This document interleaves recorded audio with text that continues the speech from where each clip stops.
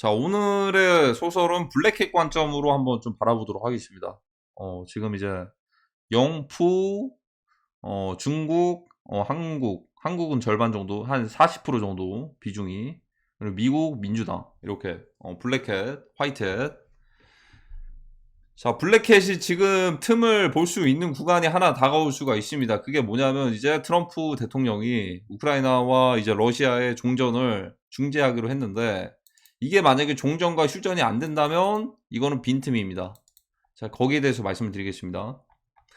자, 일단은 우크라이나 러시아 종전하기까지 4월 22일까지 종전이 얼마나 몇 프로가 될까? 29%밖에 안 됩니다. 그러니까 29%밖에 안 된다라는 건 지금 1억 원을 만약에 이번 주에 아니면 4월 20일 되기 전까지 종전될 것 같으면 지금 사면요.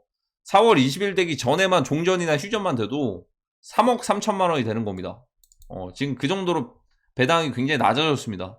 배당이 낮아졌고, 이 정도면은 좀 이제 역배가 당장 터지기에는 좀 힘들다라고 볼 수도 있는데, 거기에서 끝나는 게 아니에요. 그때부터 주의를 해야 됩니다. 자, 이거 좀 말씀드려보도록 하겠습니다, 일단.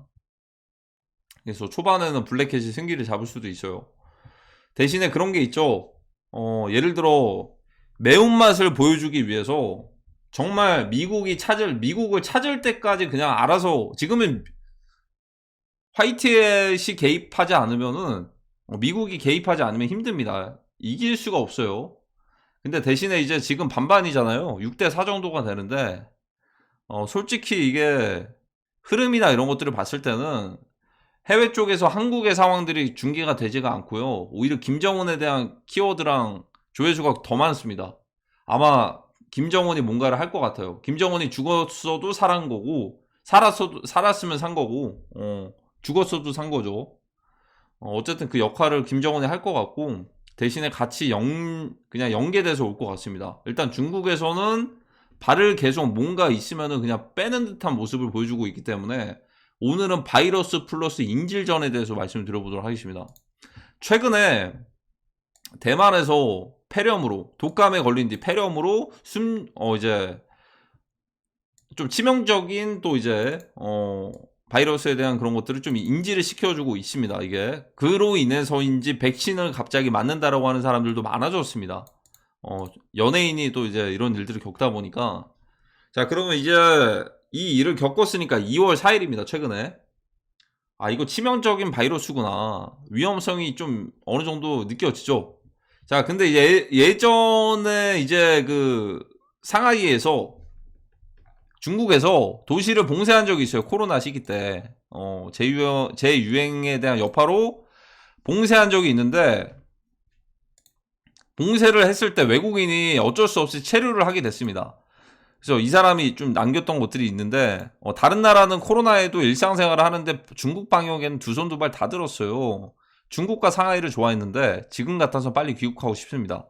여행도 오고 싶지 않아요 라고 얘기를 했습니다. 이게 무슨 말이냐면, 봉쇄를 하는 과정에서 자연스럽게 인질이 됐습니다. 인질까지는 아니겠지만 그냥 묶였어요. 자, 근데 여기서 중요한 거는 하이브리드 전쟁에서 인질전입니다. 비정규전, 인질전. 자, 이제 독감, 바이러스, 위험하구나. 사망도 할 수 있구나. 한국 무비자 여행객들 많아졌습니다. 갑자기 중국에서 새로운 바이러스 퍼지고 위험하기 때문에 중국을 봉쇄합니다. 묶이게 됩니다. 누가요? 한국인. 자연스럽게. 자, 여기까지만 해도 인질은 아닙니다. 그냥 이제 바이러스가 퍼지고 있고 심각하다라고 하니까 그냥 다른 나라로 가지 마세요. 퍼지게 하지 마세요. 들어오지도 말고 그냥 공항 폐쇄, 도시 봉쇄, 예전과 같이 그런 것들을 진행을 하는 거예요. 이미 테스트를 한 건지 해본 적이 있죠. 이때를 위해서일까요? 해본 적이 있습니다. 일단. 자, 묶이게 됩니다. 누가요? 한국인. 무비자로 잘 풀렸고, 여행객들도 유튜버들, 여행 유튜버들 중국 많이 갔습니다. 자, 공교롭게도 중국 많이 갔고요. 무비자 풀렸고요. 여행객들 그래도 전보다는 많이 늘어났을 겁니다. 뭐 예를 들어서 유튜버들이 중국의 뭐 광고 비용을 받고서 했을 수도 있겠지만 어쨌든 선택은 본인 몫이기 때문에 그걸 보고서 중국에 가서 중국의 입장에서는 이제 여행객들 많이들 소비자들이 또 이제 한국인들이 또 많다 보니까 그렇게 갈 수도 있겠는데 공교롭게 그냥 갑자기 치명적인 바이러스가 퍼지면서 새로운 바이러스가 퍼지면서 도시를 봉쇄를 해버리는 겁니다. 자, 근데 이건 사실상 이제 미국한테는 좀 이제 공격적인 영향을 끼칠 수도 있죠. 왜냐하면 코로나 바이러스가 우한 실험실에서 유출이 됐다라고 얘기를 했으니까. 대신에 공격을 했다라고까지는 안 갔습니다. 유출이 됐다. 근데 뭐 중국에서는 이렇게 얘기를 하는 거예요. 우리는 바이러스 퍼지는 거 이번에 막을게. 이거 바이러스 퍼지면 안 된다고 하면서 그냥 봉쇄를 해버리는 건데 그게 인질이 될 수도 있어요. 잡힐 수도 있다. 그래서 이제 외국인들 얄짤 없습니다. 다 못 나갑니다. 자, 근데 이 상황에서 갑자기 북한이 기습 남침을 합니다. 무정부 상태, 컨트롤 타워 없습니다. 모두 다 탄핵됐습니다. 20명 이상. 그냥 안전 불감증에 걸려서 뭔 일인지도 모르고 이전과 같이 지내게 됩니다. 갑자기 북한군이 남침합니다. 자, 이런 상황이 됩니다. 만약에. 자, 그러면 북한에서 할 수 있는 가장 승부를 볼 수 있는 방법 중에 하나는 전면전 게임 안 됩니다. 공중전도 게임 안 돼요. 그리고 이제 지상에서 싸우는 것도 사실상 이제 장사정포라든지 이런 것들 갈기지 않는 이상 그러면 미국도 이제 대놓고 개입을 할 수 있기 때문에 좀 힘들어집니다. 근데 이제 만약에 북한도 하마스 이스라엘이 했던 것처럼 인질전을 하게 되면 승부를 볼만도 하죠. 마치 인터넷 컴퓨터 이제 윈도우라고 해야 되나? 이걸 어떻게 불러야지? 랜섬웨어 문서 인질 잡아서 비트코인 요구하듯 인질 잡기, 인질전. 자, 그러면 이게 남침을 기습적으로 하게 돼서 그런 상황에서 이제 주요 인프라가 있는 지역들이랑 북한 군복을 입고서 중공군과 함께 기습 남침을 하고 이제 여기서 이제 인질을 잡게 됩니다. 그럼 이중으로 인질이 잡히게 되는 거죠. 여행객도 잡히고요. 코로나가 됐던 뭐 새로운 바이러스 때문에 봉쇄를 한다고 얘기를 하고, 그리고 기습적으로 남침을 하게 돼서 인프라가 있는 지역들에 다 깔리게 됩니다. 그러면 미군은 가만히 있냐? 당연히 미군도 당연히 감시를 하고 있죠. 계속해서. 하지만 근데 이제 이게 땅굴은 모르겠습니다. 다행인 건지 주한미군 기지는 아주 예전에 용산에서 평택으로 이전했죠. 근데 땅굴은 모르겠고요. 땅굴이랑 이제 뭐 여러가지 사실 EMP 폭탄까지 써버리면 그거는 완전 그냥 세계대전 각이니까 거기까지는 안 갈 것 같습니다. 근데 이제 인질전을 잡기 위해서 기습적으로 지금 뭔가 화재가 나도 뭔가 발생을 해도 아무렇지 않고 그렇구나 하고 넘기는 것처럼 지금 기습적으로 그렇게 뭐 남침을 한 뒤에 이런 인질전에 대해서 충분히 북한 입장에서는 가능성을 볼 수도 있지 않을까라는 생각이 듭니다. 자, 그러면 그렇게 됐을 때 쇼부를 어떻게 해볼까요? 이제는 미국에서 어떻게 보면 반대로 코로나 바이러스에 대한 배상, 뭐 부정선거, 뭐 이런 여러 가지를 두고서 배상을 하라고 얘기를 합니다. 할 수가 있습니다. 이제 앞으로. 그래서 이제 최근에도 뭐 이제 중국인 해커 협상 카드가 나오고 막 이런 얘기들이 나온 게 괜히 나온 게 아니겠죠. 자, 근데 이런 상황에서 반대로 중국에서도 어떻게 보면 북한에서도 이렇게 인질을 잡아버린다, 교전이 발생한다 했을 때 어떻게 될까? 뭔가 승부를 볼만은 하겠죠. 가만히 있다가 지금 이제 어떻게 보면 캐시파텔 FBI 국장이 인준 과정들 거치게 되면 부정선거, 뭐 앱스타인 게이트, 뭐 이런 부분들 다 공개되고 심판을 받을 예정인데, 가만히 있으면 그냥 자멸하는 과정이에요. 안 그래도 중국의 경제가 안 좋거든요.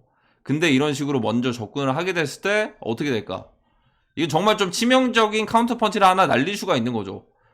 각자 이제 인지를, 미국에서는 이제 그런 중국이 실패했던 그런 것들에 대해서 배상을 물리기 전에 중국에서는 반대로 인지를 잡아다가 이렇게 되겠죠. 대신에 이제 이때부터는 이제 되돌릴 수 없는 구간으로 되는 거죠.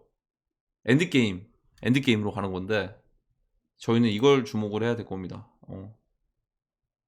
자, 그래서 여기서 이제 가장 중요한 거는 엔드게임, 이 키워드가 나오기 위해서는 만약에 조심해야 되는 부분들은, 우크라이나 러시아가 협상이 안 되고 종전 안 되고 휴전 안 되면은 그 다음 넥스트는 아마 중동도 아니고 뭐 어디 뭐 브라질 이런 것도 아니고 아시아권이 될 확률이 굉장히 높다라는 겁니다. 지금 그 트리거 하나 준비하고 있는 것 같습니다. 느낌이 그래요. 느낌이.